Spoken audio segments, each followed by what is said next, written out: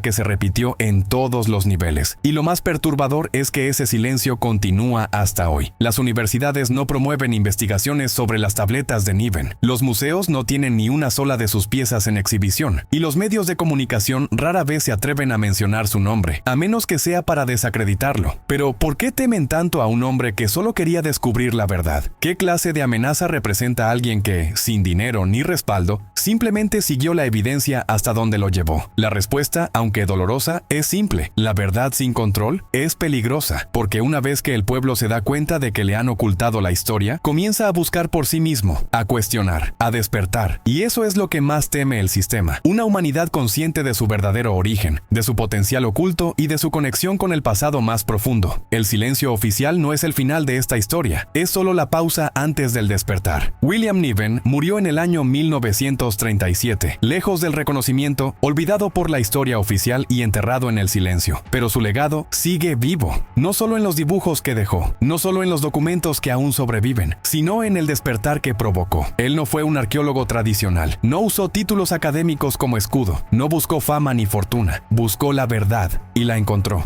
Y eso lo convirtió en un peligro para quienes prefieren una humanidad dormida. El legado de Niven no se mide en piedras ni en glorias, se mide en el eco que resuena en cada persona que, al escuchar su historia, comienza a preguntarse si la historia que nos contaron es realmente la historia que ocurrió. Nos dejó una advertencia, que las verdades más grandes no siempre se publican, que los mayores descubrimientos no siempre se celebran y que muchas veces la verdad se encuentra en los márgenes, en lo olvidado, en lo enterrado, esperando ser descubierto por ojos valientes. Tal vez Niven no vino a cambiar el mundo con sus descubrimientos, tal vez vino a encender una chispa en ti, en mí, en todos los que sentimos que hay algo más, algo que no nos han dicho, algo que clama desde el polvo antiguo de la tierra. Despierta, busca, recuerda.